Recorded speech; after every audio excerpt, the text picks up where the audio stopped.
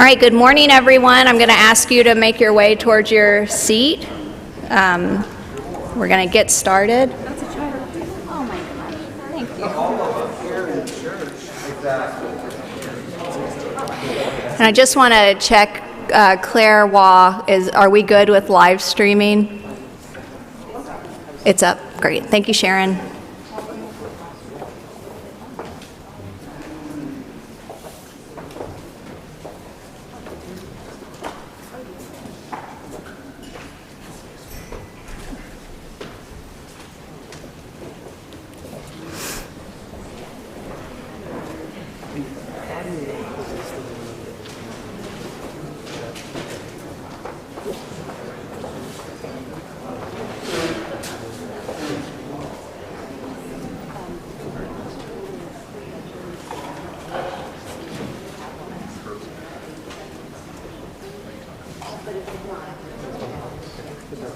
Yeah, that's fine. I think I'll call you and share it for you.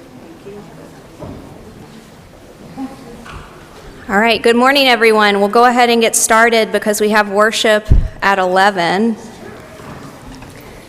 And I'd like to open our annual meeting with a prayer. The Lord be with you.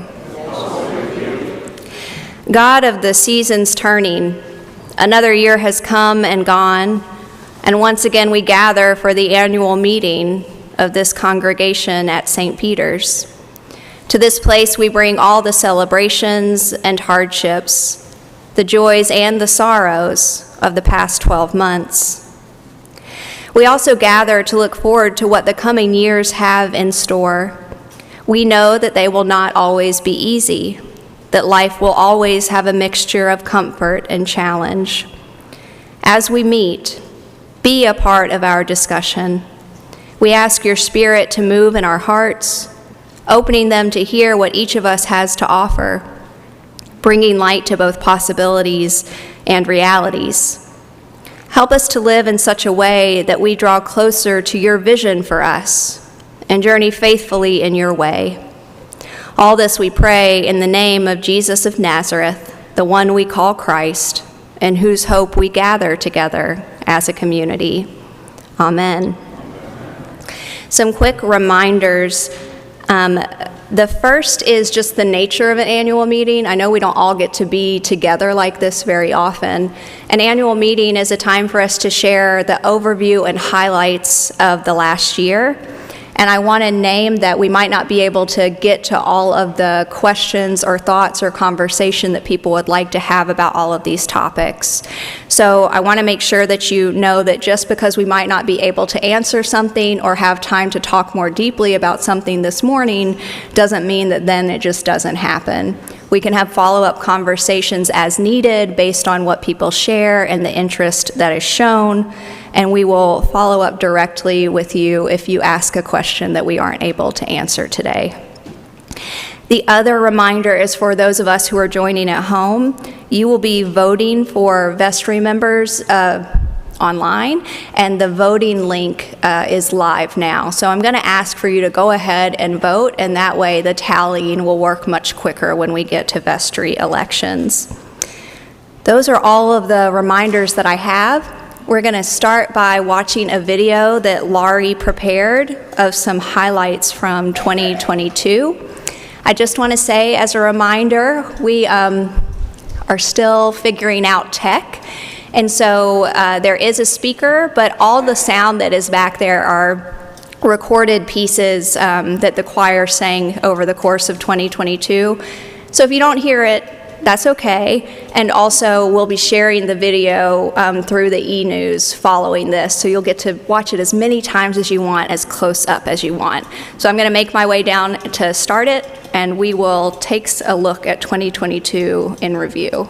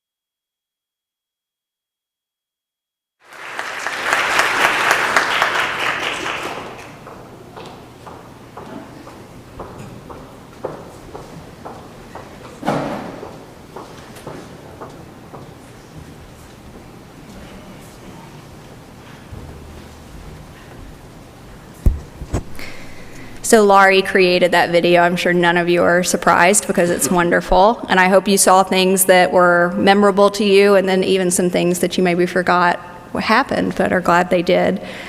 So this morning, our agenda is packed. We're going to begin with updates around the interim and search process. We're going to move into vestry thank yous and elections. We're going to hear from the co-accounting wardens around the budget. And then we're going to have 3 ministry snapshots. So you can see that we have a full time ahead of us, and I'm looking forward to what everyone has to share. So I'm going to turn it over to vestry member and incoming rector's warden, Jay Newland, to provide updates around the interim and search process. Thank you, Sarah. The interim process is one of those things that Sarah prayed about, where we have this mix. There's good news, there's challenges, there's comforting things, there's challenging things. We're going to keep hearing the word challenge, I'm fairly sure, throughout our talking about our interim process. We have reported before that we created an interim job description, got that out, and it kind of went flat. We've had exactly 2 applications for that position. One person did not pan out, and the second person literally just sent their CV and information this week. So we're considering that application, and we'll continue our work with the Vestry with the Office of Transitional Ministries from our diocese. Canon Arlette Benoit Joseph leads that office and is a right-hand person to us throughout this entire process. Part of that is that she and I are to have a conversation this week so that we can talk about how we move faithfully during the lack of a permanent interim, an interim actually called for that purpose, to be able to get some additional clergy support, to engage with her office to identify a consultant or consultants who will continue to work with us through the search process, and figure out how we do what we're beginning to talk about as a parallel process. We will continue to search for an interim. That is a position not only to provide assistance and support for Sarah as currently our only full-time priest at St. Peter's, but also to help guide us through the interim process. Part of the difficulty with finding interims is the fact that, number one, there's just not a ton of interims in the Episcopal Church as a whole, let alone within the Diocese of Pennsylvania.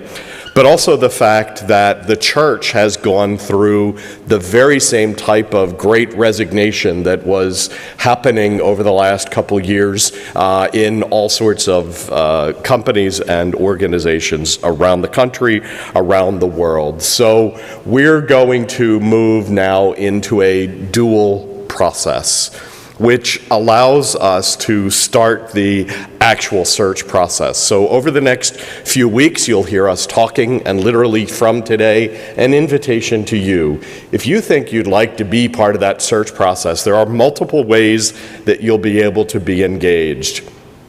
2 of those ways are that the vestry will convene a number of folks, probably a handful, in 2 committees, 2 handsful of people's 2 separate committees, one of which will create what is known as our parish profile. Parish profile is a conversation we will have with ourselves to define who are we as St. Peter's? What are our models of ministry? What's ministry like in this neighborhood with a hybrid congregation? In 2023, who do we see ourselves as? What are our ministry focuses? And then what do we see as the ministry focuses that we would like to claim as our future? Who do we think that we are going to continue to be into the future? Parish profile is not written by that committee alone. So you're actually going to hear lots and lots of invitations. There may be surveys, there may be small group meetings. A member of that group may come to someone that you're a part of. Choir, we'll probably be seeing someone coming and asking us multiple questions, multiple times most likely. The rest of us, as we're gathered at Sages, book club, whoever we may be, will probably be hearing from members of that profile committee to develop this description of St. Peter's, the parish profile. And then the second committee will actually be the committee titled Search Committee, and it is their work to create the job description. So listening to the work that the Parish Profile Committee has developed so far, as it's ongoing, the two committees will work closely together. They'll use that information to begin developing a job description for the new permanent rector. And then it's also the work of the search committee to do the search process. They will publish through the Office of Transitional Ministries our job description and the job opportunity. They will be the ones who will review and vet the applications that may come from that office to us. And then they'll also be the ones who will ultimately make a recommendation for who they believe St. Peter's should call. Over the course of that time, we will be looking at deciding who will make that decision. Are we going to entrust Vestry to make the decision and make the call, or are we going to open it more broadly? That's entirely up to us to take on and to decide for ourselves how our process will work the best. Again, remembering we're doing it in full cooperation with our diocese, both through whoever the consultant or consultants may be, and also through the Office of Transitional Ministries. So let me repeat, no, we're not finished searching for an interim. Let me also repeat, no, Sarah's job title has not changed. She is not our interim rector. Sarah remains an incredible part of the ministry of St. Peter's. We're incredibly grateful as the Vestry for all the extra work that she's putting in over the current weeks and months while we are without an interim rector. But please know that we are serious, that we are going to continue to look, listen, and hopefully find a person to fill the role of interim rector. We will also be working, as I said, with the diocese to find appropriate clergy support, whether that's folks who are coming and preaching more frequently with us. Joe can't be here absolutely every Sunday. It's not fair to think that Sarah can do everything every Sunday. We have a balanced ministry in our parish. And so trying to find creative ways to rebalance that with other folks who would be available. Expect that we'll be meeting new faces, hearing new voices, learning new names, simply as part of providing that additional support for Sarah. The other probability is that some of them may also be providing either consultation to Sarah directly. They may be consulting with our vestry. They may simply be showing up and saying, hey, look, Sarah's on her PTO and I'm here to provide some pastoral support and I'll be here. If you need me in an emergency, here's how you reach me. The committees themselves will be seated by the vestry. So a number of vestry members have already reached out to me to indicate their interest in sitting on one or the other of these committees. We will probably have one or two vestry members in addition to the number of folks that we finally decide constitute each of those committees. Those vestry members report back to the vestry what's going on in each of those committees. As the rector's warden, I'll be intimately engaged, but not day to day, every day, not every meeting with those committees as well. So that together we form almost a triad: vestry, search committee, parish profile committee, to move this ministry forward. It's almost impossible to provide timelines. Church-wide, the guideline is that you can expect the parish profile process to take 5 or 6 months. We want to be serious. We want to have those conversations. We want to listen to each other, and we want to think very deeply about who we are and how we describe ourselves. So, what's the next update going to be? Well, we expect that from now on you'll be seeing something from us in the Spire. So every month there will be some form of search process update in the Spire. So most likely the next one you're going to hear who constitutes these committees. Soon after that you may be hearing they started their work and you saw here's Survey A, Survey B, whatever it may be, keeping us up to date every month in the Spire. And so the Vestry have committed ourselves that we're going to work to seat these two committees and to be able to announce the chairs of those two committees by the middle of March, March 15th. And then it is our hope that we'll have those committees fully populated by the end of March. So if you want to know anything more, Sarah mentioned we can't say everything in this meeting. We can't even handle every question you have, and we know that you have lots of questions.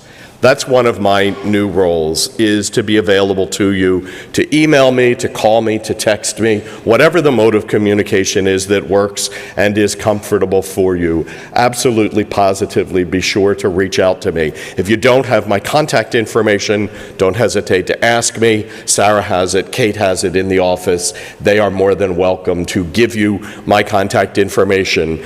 Christy's pointing me to the fact that the sheet that I haven't seen, everyone should also have my email address and cell phone number there. So those are the best ways to contact me.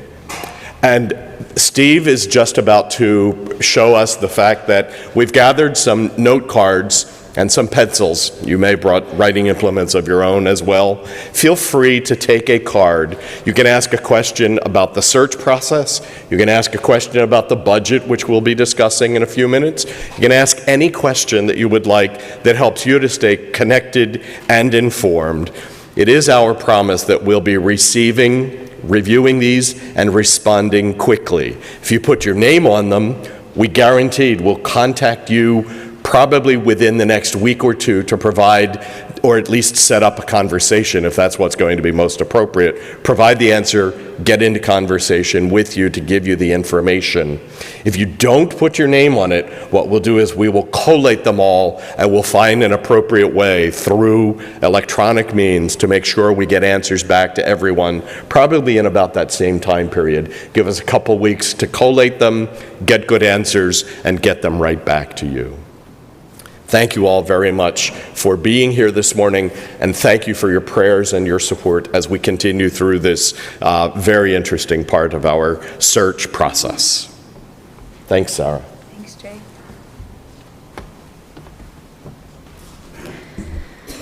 Okay. So the next part of our agenda are Vestry thank yous and election, and Christy and Sharon, would y'all be able to come down in front of the reading desk? And I'm also going to invite any current Vestry members to also come down because we'll be giving them a blessing, and I'm going to ask y'all to gather around them for that.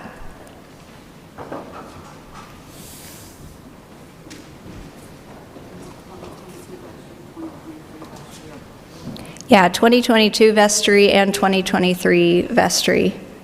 So if you're currently, I'll let you decide what that means. And Sharon is helping with our streaming, so we'll give her just a second to come down. Here she is.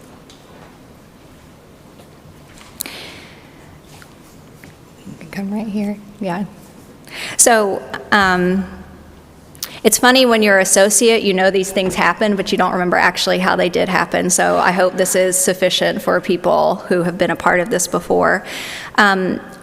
On behalf of the congregation, I want to present you with a gift, and then on behalf of the Vestry, and I feel like in true fashion, I'm looking at Christy especially over the last year, they haven't arrived yet, so I'm just going to tell you and everyone else what they are. I was trying to craft faux versions of both, and Roger was like, you've got to let this go. So on behalf of the congregation, we'll be presenting you with a copy of Kate Bowler's new book, The Blessings for the Lives We Actually Have. And it's not released until Tuesday, which is why it isn't here. But also, I was able to work with Kate through her local bookshop to get you both a signed copy. So you'll be receiving those as soon as Kate is able to sign them and send them our way. And then on behalf of the vestry, you'll each be receiving what could be used as an office trinket or a Christmas ornament, but each member of the vestry named a gift that you bring to your work on the vestry. It's going to be engraved onto what looks like a piece of stone in honor of St. Peter's. On this rock I will build my church. And I think the hardest thing with getting gifts is I know that y'all don't want pointless, not thoughtful gifts. So our hope is that both of these not only represent things that are special to you, but also communicate on behalf of the vestry and the congregation how special you are to both of us. There just aren't words to describe what each of these women have given to the vestry. I tried to do it, and it's just endless, the gifts you bring, the time you've put in. And so thank you, and I would like to carve out space right now for us to show our gratitude to Sharon and Christy with a round of applause.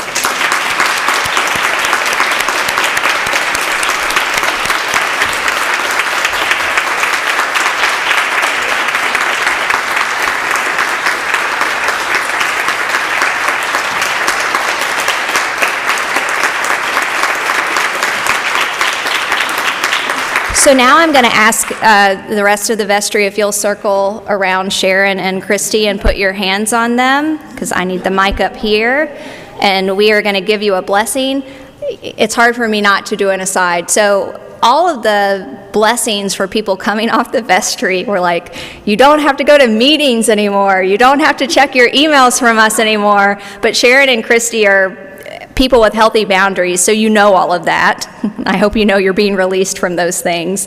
And so this is a blessing that feels worthy of the deeper gift and presence. This is, blessed are you who bear the light. Blessed are you who bear the light in unbearable times, who testify to its endurance amid the unendurable, who bear witness to its persistence when everything seems in shadow and grief. Blessed are you, in whom the light lives, in whom the brightness blazes, your heart a chapel, an altar, where in the deepest night can be seen the fire that shines forth in you, in unaccountable faith, in stubborn hope, in love that illumines every broken thing it finds. And this blessing receive in the name of God, Creator, Christ, and Holy Spirit. Amen. Christy and Sharon, thank you. Thank you, Sarah. Thank you.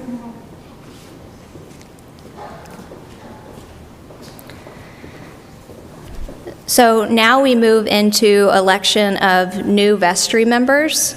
The first thing I want to do is confirm that we do have a quorum. A quorum for us is 15% of eligible voting members, so we have more than enough for a quorum. I'm also going to be following Laurie, who will be sharing news from me about people who are joining us online. I'm going to review the ballot, review the voting procedure, and then we'll vote, tally, and announce the votes. So for the ballot this year, we have 2 openings for new vestry members and then 1 who is up for re-election for a second term. Paige Carlson-Heim and Ann Kell are our 2 candidates who are up for new vestry member terms. Paige and Ann, would you stand, please? You received their bios through our e-news, and they are both members in good standing who are eligible for this position and have the support of the vestry for this nomination. The other person is Marjorie Spraycar, who is currently our co-accounting warden and who has graciously agreed to be up for re-election for a second term. So for the voting procedures, for online voters, we issued a link for you to vote. Laurie will share those results with me. And then for those of us in person, our practice is to vote by show of hands. So that is how we will proceed. So I'm going to present the slate as a whole, and if we don't have a majority on that, then we'll do something else. So all those in favor of approving the slate and therefore electing Paige Carlson-Heim, Ann Kell, and Marjorie Spraycar to the Vestry, please raise your hand. Any opposed? And any abstention? Okay, great. And I'm seeing now the slate passes. Thank you so much. A round of applause for Ann, Paige, and Marjorie.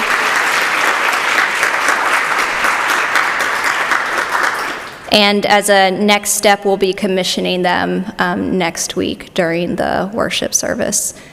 Thank you all so much. Paige, Ann, and well, Marjorie already knows this, but buckle up, my friends. It's going to be a ride.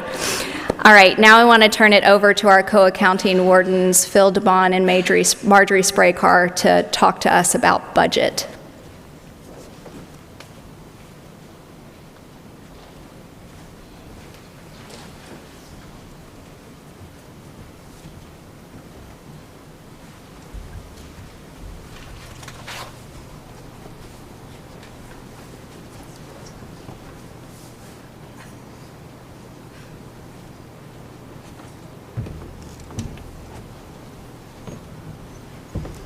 Good morning, everyone.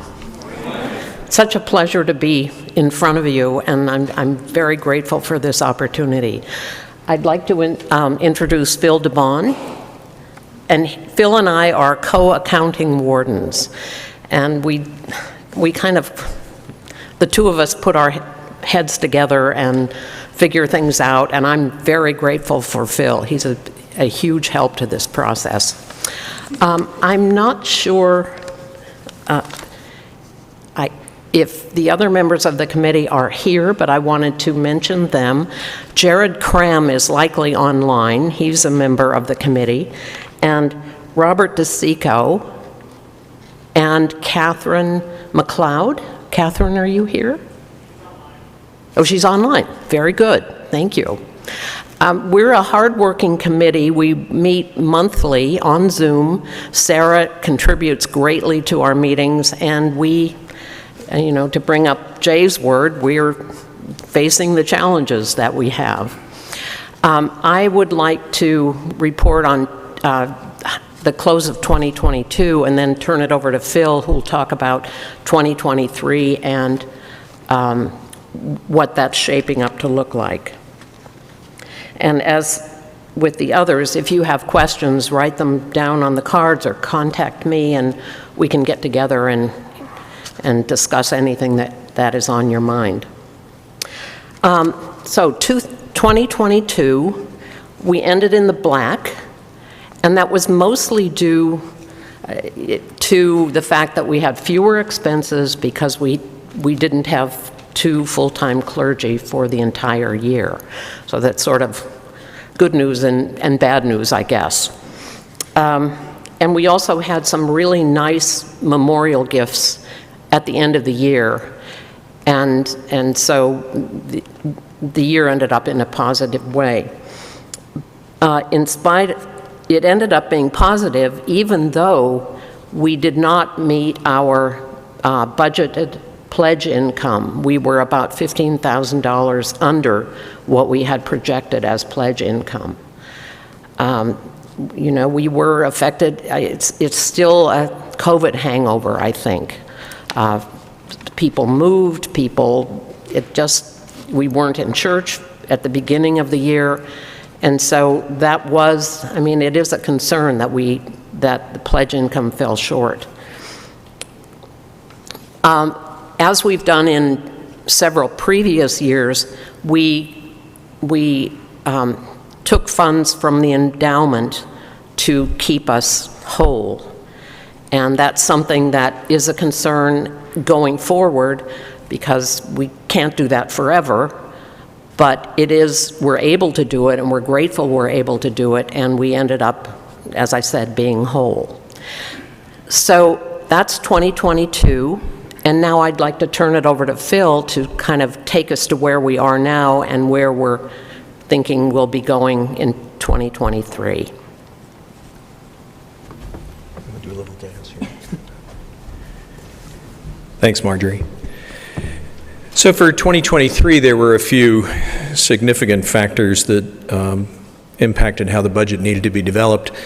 The first was that there's a new and lower level of pledge revenue expected, and so we needed to take that into account. The second was just an awareness of the impact of inflation currently and what's going on in the greater economy. We were very concerned about doing right by the staff and making sure that they were paid appropriately and that the pay reflected what was going on with the cost of living. And took a look at how people's jobs had changed over time, duties had changed and what people were doing, and tried to gather some comparative information from the outside world, and made a number of positive adjustments to staff, both in recognition for their great service during the past year, and also what's going on with inflation. And so that was also, of course, costs more money to do that, but we feel it's the right thing to do and sets us up well for the future. When you take into account those two factors, the declining pledges and the need to do more in terms of expenses for staff, there was a partial offset, as Marjorie mentioned, with the lower clergy costs did help close that gap somewhat. But at the end of things, we find that we're recommending a budget of a deficit of $19,000. Now, we wouldn't be much of a finance committee if we were thrilled with a deficit budget, but I think it does need to be taken in the context of our overall resources and the fact that this is a transition year. For us to have closed that gap and made it a truly break-even budget would have required diminishing core programming, and we feel that's not something that should be done this year while we're going through this transition. Longer term, Marjorie also mentioned that we're a little concerned about the heaviness of our reliance on withdrawals from the endowment. The pattern has been about a 5% withdrawal, and we feel that in today's markets that may be more than is healthy for the long haul. So we look forward to getting past this year and getting into an era of new leadership where it's clear how we can move forward and address some longer-term challenges. But this year's budget certainly keeps us safe and in business and able to do the things we care about this year. So, thank you. I don't mind if I am going to see if anybody has any pressing questions. By all means, yeah. So I know we're doing the cards, and I would ask that even if you have a question answered today, that you still write it down, because it's always true that if you're wondering it, someone else is too. But I would like to take just 2 or 3 minutes. If you have a question concerning the 2022 end-of-year report or the 2023 budget that you feel is pressing and appropriate for the whole group, I do want to create space for that to be asked, especially if it's just clarifying questions. Yes, I've written my question down on a card, but what were the $75,000 endowment funds covering that were unbudgeted? Can you enumerate those, Marjorie? Thank you. There were some, most of it was spent on legal fees In connection with what? with the personnel changes that were made last year. And then another part of it were property projects, and I'm not sure exactly which property projects ended up being in that bucket. There are always property projects that need funding.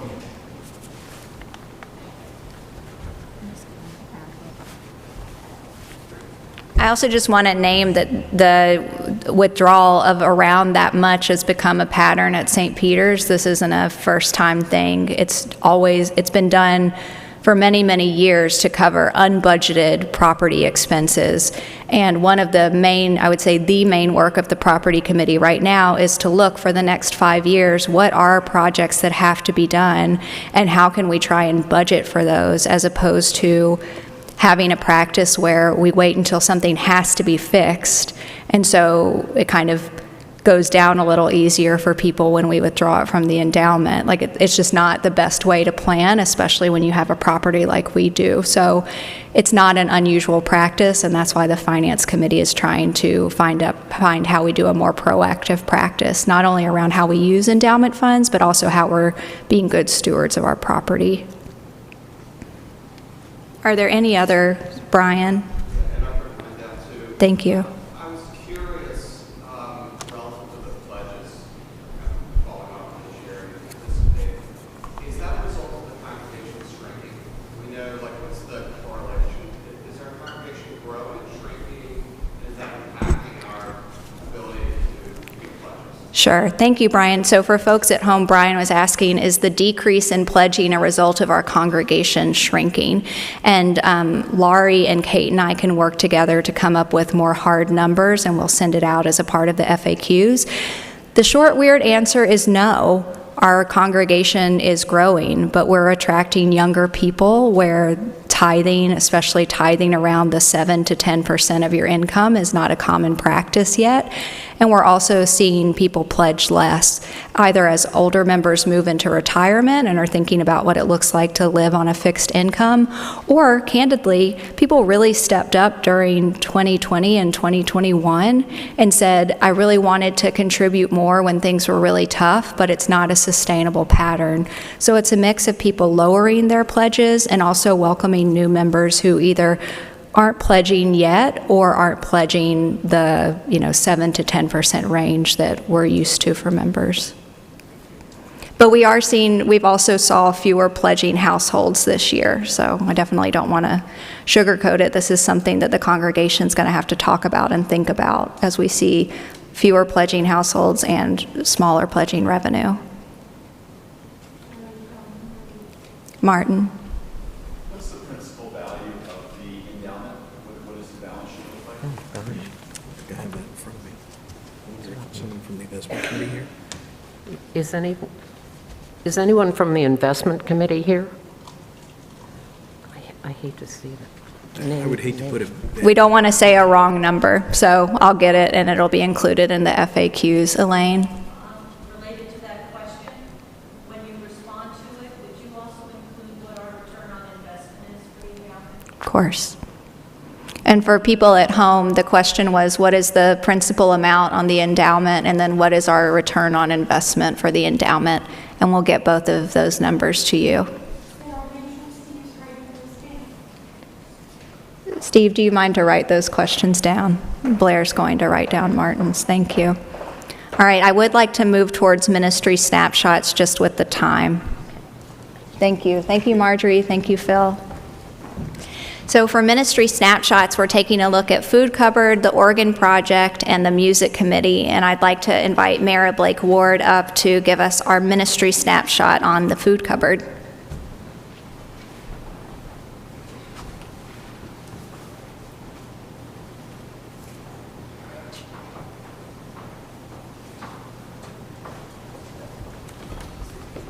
And we'll go Mara, and then Charles will be giving the update on organ, and then Nora for Music Committee, just so you are prepared. Good morning. I want to say that it is just wonderful to be here. It's a privilege. It's so joyful to work in the Food Cupboard and to work with the staff at St. Peter's. It really is amazing. And I do want to make sure that everyone knows that anyone who has volunteered, has attended a roundtable, donated a gift card for money to buy cards at Christmas, or just given monthly donations earmarked for those Food Cupboard, they are so appreciated, and we could not do the work that we do without you. Our numbers are not what they were pre-pandemic. That is not a failure of our reopening at any strength, but we are working to better serve the needs of those people that come to our Food Cupboard. As a result of that, we are initiating, well, let me talk about another highlight. We applied for a grant this year from the diocese, so the freezer in the kitchen, if you've been in the kitchen, is not working. It's being used as storage right now. So we're getting rid of that and getting a new freezer so that we can order frozen food from Philabundance, and that'll be another thing we can offer our guests.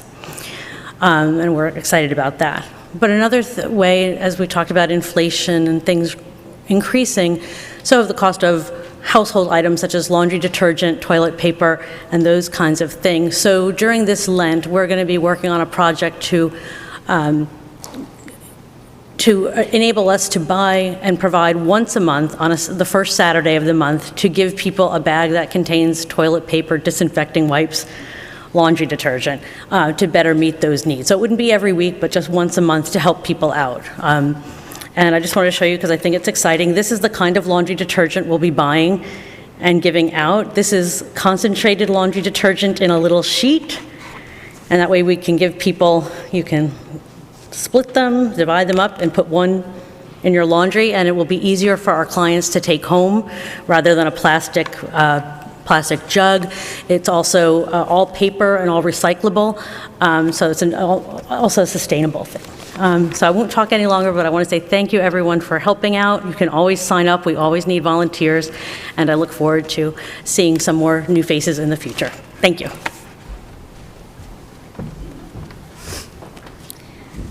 Thank you, Mara. I just want to echo what a joy it is to work with Mara. She has a deep understanding of food pantry ministries and is a fellow Episcopalian, so also understands what it means to work within a church. I do just want to emphasize the Lenten fundraising for the household goods kickoff. Again, it's written on the sheet that you received, but we're really excited about this because this is what the people who are coming to the food cupboard are saying they really need.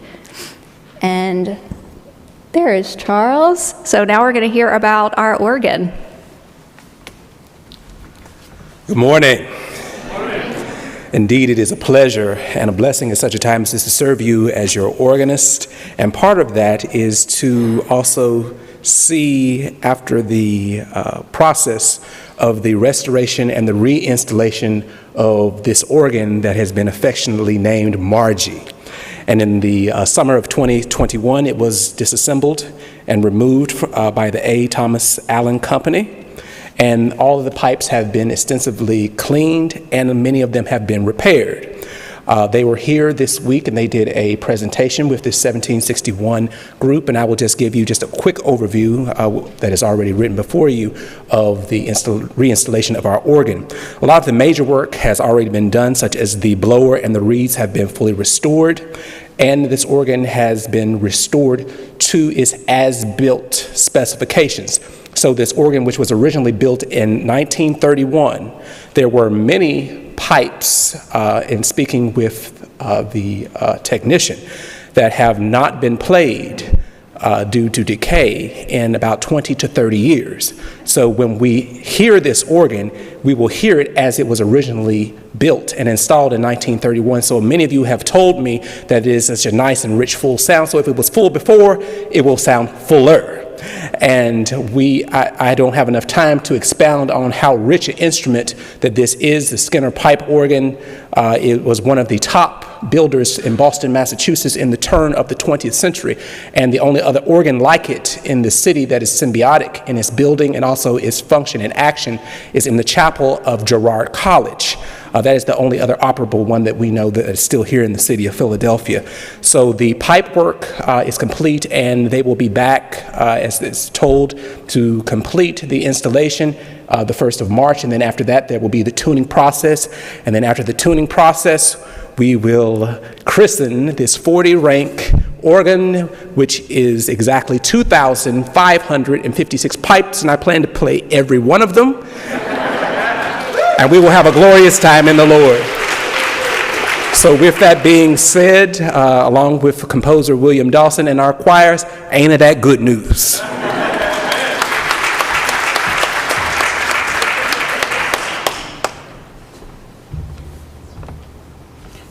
Good morning. I'm Nora Adelman, the convener of the newly reinvigorated Music Committee.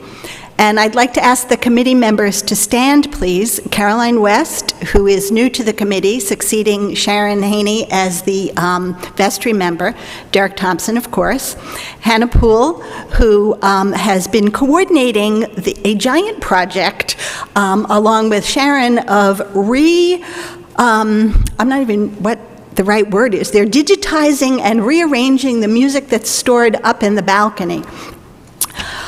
Jonathan Miller, Kate Randall, Michael Sakir, Sarah Hedges, and Matt Hall. And I'd like you particularly to notice Matt Hall, because Matt is going to be collecting names of volunteers, thanks to all of the music committee members. We really would like to get more people involved in music at St. Peter's. Do you play an instrument? Do you sing? Would you like to do something special, maybe over the summer, maybe for Easter?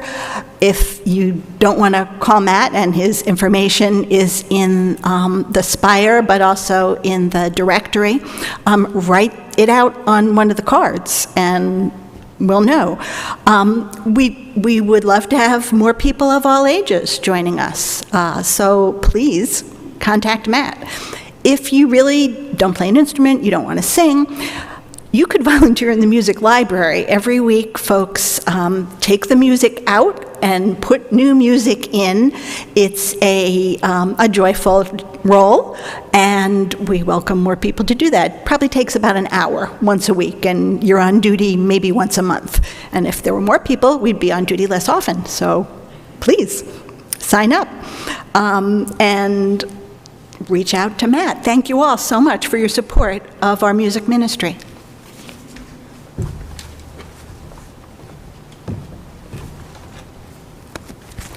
Thank you, Nora and Charles and Mara. So to conclude, the concluding thing that I put down was looking ahead. To conclude, I want to share that for Lent this year, we're going to be doing a series that will be woven throughout all of our programming. It's a series that comes from an organization. Y'all are welcome to come in and grab a seat. We're not doing anything so fancy that you can't grab a seat. So it's from an organization called Sanctified Art, and we have used them for different resources before, but this is an entire Lenten series that includes liturgical prayers, devotion booklets, retreat guides. Our children and family worship will be using this same series. And the series, I chose it because it is called Seeking. And I'd like to read briefly the introduction to this series. This Lenten season, we will hear many stories of Jesus encountering people who are seeking a new beginning, a different life, a deeper faith. In these interactions, an unveiling often occurs. Assumptions are disrupted, a new perspective is revealed, mystery grows. And so we will use a Lenten series founded on questions. Many of our weekly questions feel restorative. Can these bones live? Some feel like a charge or challenge. Who will you listen to? Some questions are hopeful and curious. How do we begin again? Our questions won't necessarily lead to answers, but they can help us find clarity and a new perspective. Ultimately, we pray they lead to a new beginning, a restoration, a wider grace. And like the characters in our Lenten scriptures, we are also seeking many things: clarity, connection, wonder, justice, balance. We are seeking our calling and the sacred and how to live as a disciple. May this theme help us unpack some big questions in ways that are honest and faithful. To journey through Lent asking ourselves often, what am I seeking? What is God seeking? May these questions create a space to explore, to be drawn more deeply into the fullness of life, into the heart of God. And so as we conclude our annual meeting, and also as we turn towards Lent, I want to offer you this idea, this theme of seeking, not only for this liturgical season, but the season of life here at St. Peter's.